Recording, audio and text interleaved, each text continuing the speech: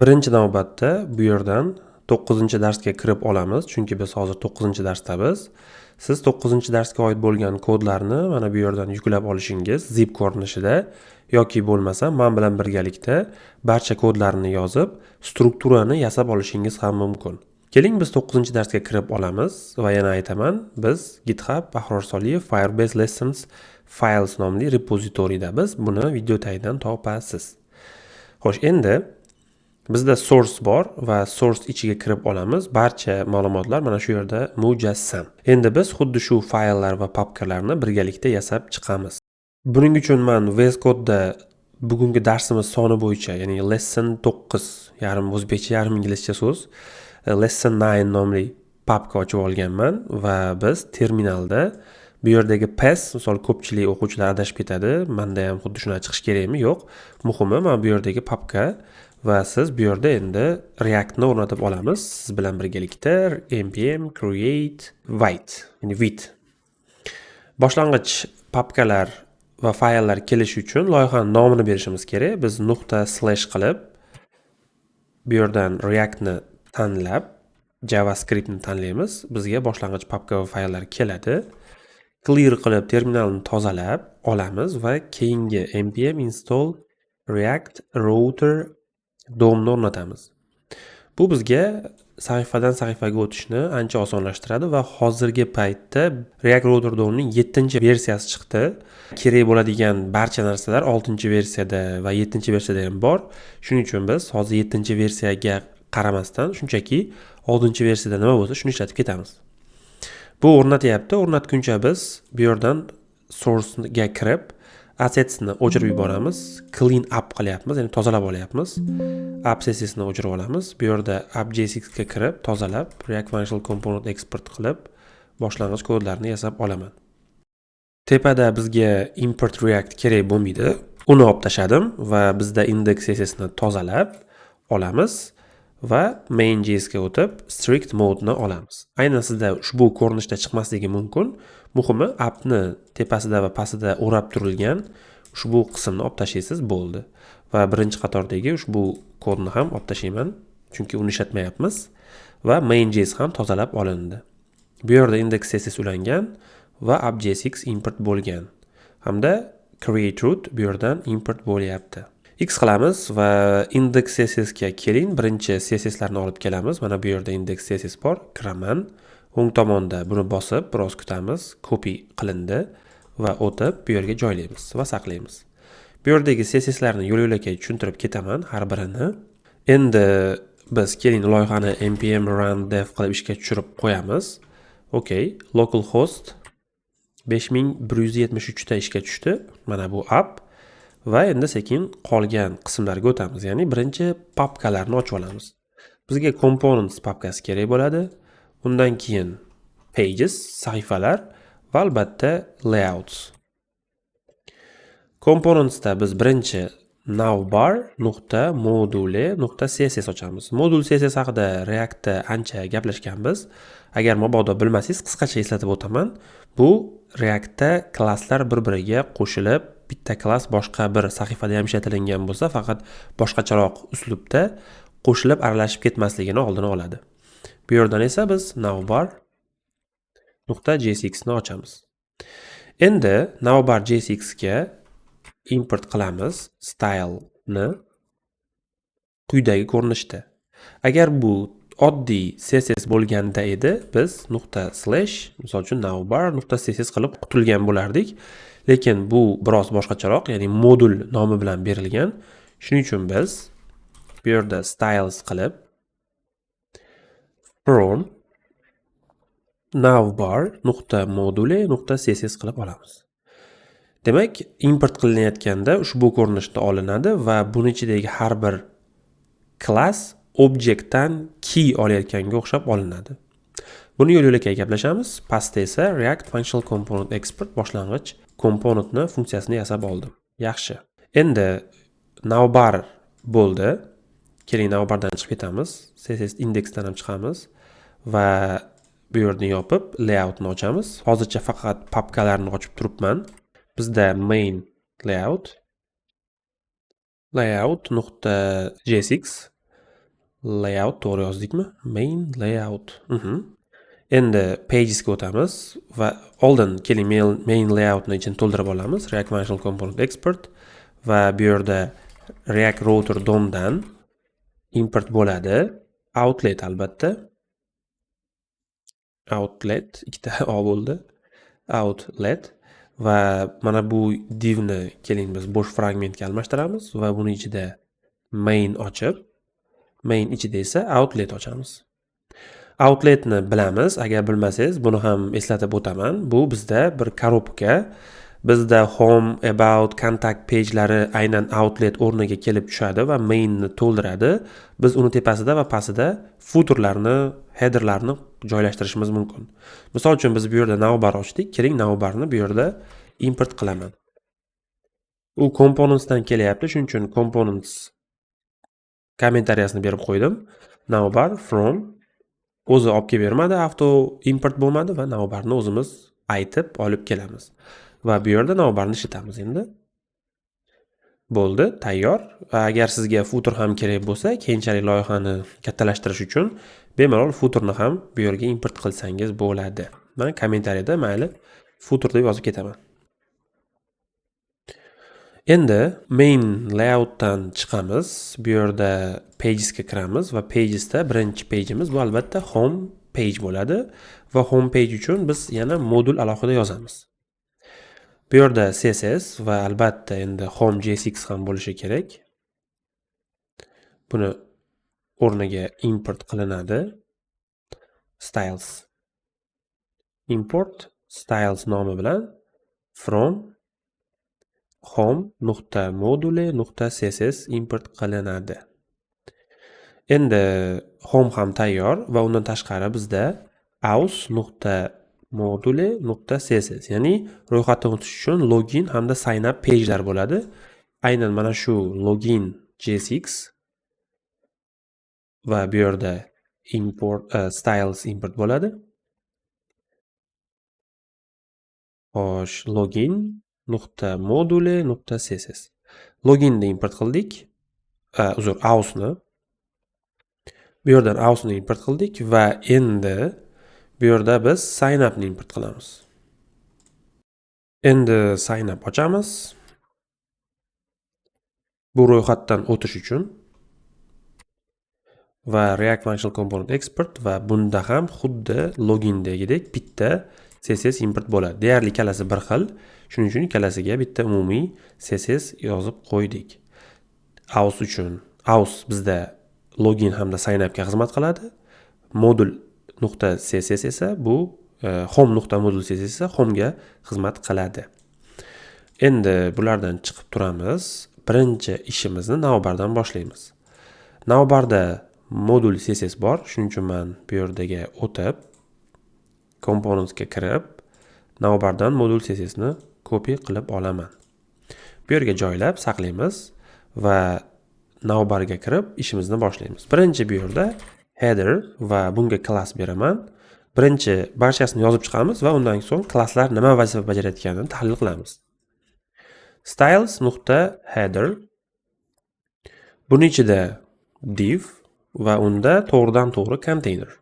Chunki nimaga styles deyilmadi? Bu container index CSSda va index CSSdagi stillar bizda global hisoblanadi va hech qanaqa styles kerak emas. Styles faqat navbarga tegishli bo'lgan va navbardan boshqa hech qayerda ishlatilmaydigan stillar, ya'ni klasslar uchun xizmat qiladi. Buning ichida albatta biz React Router DOMdan import qilamiz linkni va bu yerda biz link deb yozamiz. Linkda href emas, to bo'ladi. To ga esa biz home page ga borishni aytamiz. Bu yerda biz my money deymiz. Va my money kattaroq ko'rinishi uchun bunga class beramiz. Stylesdan .logo nomli class kelib chiqadi. Hop, endi bu yerda now elementi, uni ichida link, React Router DOMning linki ikkita bo'ladi va ikkalasida albatta to bo'ladi. To. Hop, biz to da qayerga boramiz? Birinchi navbatda loginga, keyin esa sign upga bu yerdan /login /sign up deymiz. Okey. Endi natijani ko'rish uchun birinchi navbatda biz appni ham to'ldirishimiz kerak. Hali appni to'ldirganimiz yo'q. Biz hozircha navbarni o'zini to'ldirib turibmiz. Keyin navbardan keyin appni to'ldiramiz. Shu qolib ketib qolibdi. Xo'p, endi natijasini ko'rishimiz uchun deyarli hozircha header bo'ldi bizda. Appga o'tamiz. Appda tepada React Router DOM importlaridan birinchi import bo'ladi. Create browser router va router provider. Endi biz bu yerda birinchi return qilishimiz kerak bo'ladi router providerni. Va uni ichida router nomli object bo'ladi. Buni to'ldirish uchun biz endi birinchi navbatda mana bu yerda const row_test nomli create browser router funksiyasini chaqiriladigan o'zgaruvchi ochamiz. Va shu o'zgaruvchini mana bu yerda router props ga berib qo'yamiz. Bu ichida doim array oladi va arrayni birinchi obyektiga pass sifatida birinchi key pass va unga ushbu slashni beramiz. Bu home page ga olib bor degani aslida, lekin biz elementda main layout ga olib borishni aytamiz. Xo'p, main layoutni bu yerda import qilib olaman. Import main layout from bizda layoutsdagi main layoutni ol bo'ladi. Endi buning ichida children array va endi index true va bu element sifatida bizga olib borish kerak home page ga. Home page ni auto import qilmadi, shuning uchun biz bu yerda pages kommentariyasini qo'yib home ni import qilamiz pages papkasidan. Undan tashqari yana import qilinishi kerak bizda login pagesdan login va yana import qilinishi kerak bizda sign up.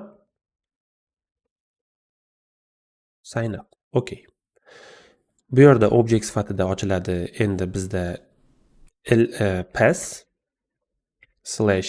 /login virgul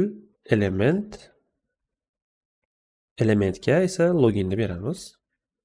Va xuddi shu pastda sign up bu yerda ham sign up berildi, login home berildi va bizda routlar tayyor. Endi holatga o'tadigan bo'lsak, my money mana bu array navbar chiqyapti. Bu yerda login hamda sign up chiqyapti. Bizda esingizda bo'lsa, index CSSda a ga va active class ham bor edi. Active klassi qachonki now link ishlatilinsa ishlaydi. Va biz mana bu linklar o'rniga now linkka almashtiramiz. Shunda loginga o'tsa login, sign up ga o'tsa sign up yonadi. Yaxshi, endi navbarga qaytamiz. Navbarda turibmiz. Navbarda biz login va sign up qilib bo'lganimizdan so'ng bu yerda user haqidagi ma'lumotlar chiqadi. Va ma'lumotlar aytaylik bizda const user degan o'zgaruvchi bor va u true. Ya'ni bizda user mavjud. Agar bu false bo'lsa, user yo'q. Ro'yxatdan o'tib bo'lganimizdan so'ng user paydo bo'ladi va user paydo bo'lganda yana qaytadan login hamda sign up nomli bu yerda buttonlarni chiqarish ma'nosiz. Shuning uchun biz bu yerda quyidagicha ish qilamiz. Dynamic holatda user bo'lsa, keyin nowni chiqar. Anrog'i user bo'lmasa, ya'ni bu yer false bo'lsa, unda biz login yoki sign up qilishimiz kerak. Shu chiqadi. Va bu yer false bo'lganda biz buni true sifatida ishlatamiz va login hamda sign upni ko'rsatamiz. Hozir bu yer true, bular ko'rinmaydi. Lekin user yo'q bo'lsa, false bo'lsa, ular ko'rinadi. Endi undan tashqari biz bu yerda yana bitta ushbu holatda ish yuritamiz. Bu yerdan div ochamiz va klassiga endi styles.avatar deymiz. Avatarning ichida image bo'lsin va button bo'lsin. Buttonda logout, ya'ni saytdan chiqib ketish. Bu yerda esa image haqidagi rasm va undan oldin spen'da, misol uchun hello, userning nomi. Aqrol. Bu yerga dynamic holatda https://pic sum photosdan 400 lik rasm keladi. Endi bu yer false bo'lsa, bu ko'rinmaydi, chunki bu yer user false. User false bo'lgandan keyin bu shlagbound bu yerga olib kirmaydi va false bo'lgani uchun bu yerda uni true qilib navbatni ko'rsatib turadi. Lekin buni true qiladigan bo'lsak, true. Unda mana bu holat. Ya'ni ismim hello kimdir va logout. Logoutda bo'lsa saytdan chiqib ketish kerak bo'ladi. Bu yerda avatarka, ya'ni userda avatar rasmi paydo bo'ladi. Xo'sh, navbarda ishimiz tugadi. Navbardan chiqib ketsam ham bo'ladi endi. Va bu yerda bitta narsani aytib o'tishim kerak. Navbarda biz birinchi header, ya'ni mana bu header, paddingi bor, orqa fon rangi bor. Bularda bu hal qilyapti. Header ichidagi div, ya'ni konteynerimiz ichida bu va bularni yonma-yon qilish, o'rtasini ochish va markazlashtirish uchun ushbu klass berilgan. Logo bu nav bu yerda chiqadigan ikkita o'sha klass nimamiz, login hamda sign upimiz va ular ichidagi aga, font size, color va hokazolar berilgan. Avatar mana bu joy uchun. Avatarda image, avatarda buttoni va avatarda buttoni hover bo'lgan holatlari berilgan. Demak, bu yerdan ham chiqib ketsak bo'ladi. Keyingi berishimiz kerak bo'lgan narsa bu bizda pagesda home emas, login hamda sign up. Bittasini tuzib olsak bo'ldi, qolgan deyarli bir xil. Xo'p, sign upning ichida klasslar beriladi, shuning uchun keling bu yerga o'tib pagesga kiramiz va aus modul css ga o'tib, buni kopiya qilib olamiz. Va aus modul css ga kirib, uni joylaymiz. Bu yerda mana formaga oid bir qancha stillar mavjud. Birinchisi form wrapperdan boshlanyapti. Endi sign up ga o'tamiz. Bu yerda class styles form wrapper. Uni ichida bizda forma bo'ladi. Formaga ham alohida klass berilgan. styles.form. Uni ichida h1, misol uchun biz sign updamiz, loginda emas. Sign up va sign up ga ham keling, bu yerda klass beriladi. style. Ya'ni h1 ga title. Xo'p, natijani keling ko'rib turamiz. Bizda xo'p, mana sign upda turganim uchun sign up chiqyapti va bu yerda ham sign up chiqishi uchun navbarga o'tamiz va buni false qilib qo'yamiz. Shunda bu yerdagi navbar va login hamda sign up ko'rinadi. Endi sign up ichida forma bo'lgandan keyin albatta formani to'ldirish uchun label hamda inputlar kerak bo'ladi. Labelni o'chirib turamiz. Labelni ichida span va birinchi display name yoziladi va uning ichida inputda shunchaki inputni o'zini qoldiramiz va mana bu input chiqadi. Xuddi shuni kopiya qilib pastga joylaymiz. Bu yerga esa berishimiz kerak endi email kiritadi user va type ham bizda email bo'ladi. Bu yerga email kiritmasa, formada aytadi, kuchukchalik nimadir kiritdi. Va oxirida password. Demak, passwordni ham kiritamiz. Bu yerda ham password deb qo'ysak bo'ladi. Okay, passwordda bunaqa ko'rinadi. Endi buttonlar, bu yerda ikkita button ishlatamiz. Hozircha bittasini yozib turaman. Login. Mana bu button va albatta tasavvur qiling, bularni kiritaman.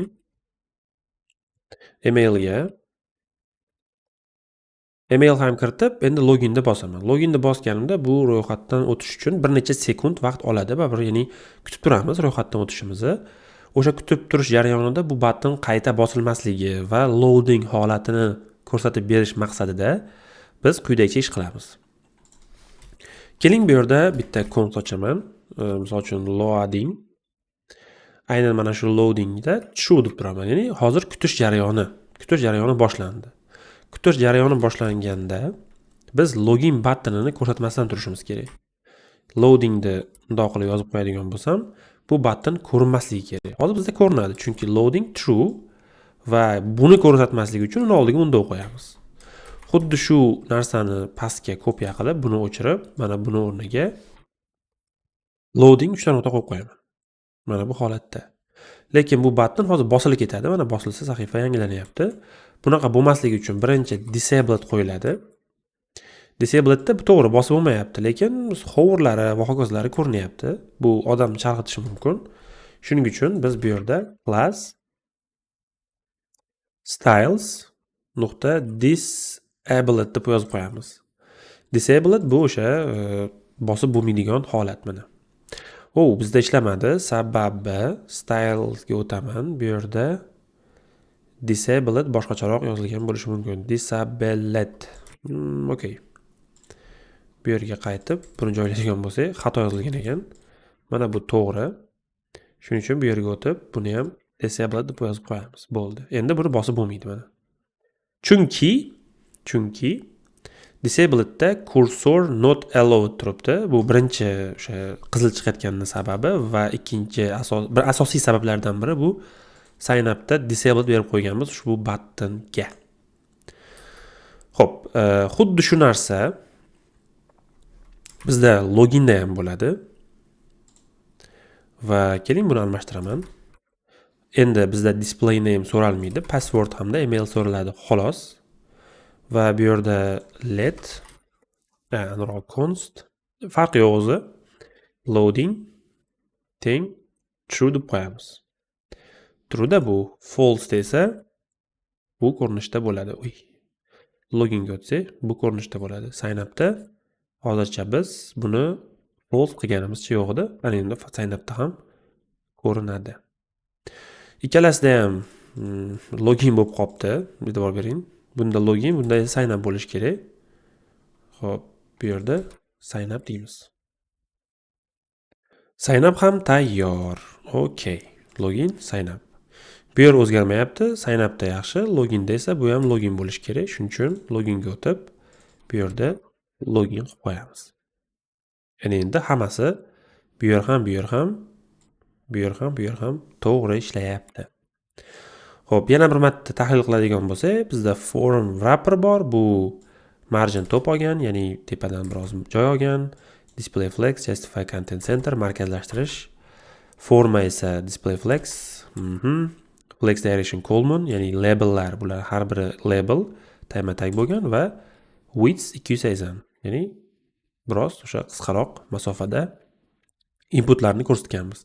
Bizda title mana bu, margin topi bor va margin bottom bor hamda font size bor. Labellar, ya'ni mana bu span hamda input. Bizda display flex column tag bo'lsin va margin bottom 15 piksel mana bu yerda. Form label ichidagi span margin bottom 3 piksel, ya'ni mana bu yer orasidagi masofa. Input hamda span orasidagi masofa. Formani ichidagi inputlarga paddinglar berilgan, ya'ni ichini yozganda tepa bilan pastdan, chap bilan yondan biroz joy tashlash uchun font family inherit qilingan, ya'ni mana bu font family ham ichkarida ishlashi uchun. Buttonga va disabledga berilgan stillarni, hoverga berilgan stillarni ko'rib turibsiz. Menimcha Reactga kelgan o'quvchilar o'zi CSS ni ancha yaxshi biladi, shuning uchun buni juda ham tahlil qilib olishim menimcha shart emas. Xo'p, boshlang'ich barcha holatlar yasab olindi. Juda ham yaxshi. Endi nima qilamiz? Endi keyingi darsda sekin-astalik bilan Firebase inputlardagi ma'lumotlarni konsolga chiqarib tayyorlaymiz Firebase'ga jo'natishga va boshqa bir qancha ishlarni amalga oshiramiz. Keyingi darsda ko'rishguncha.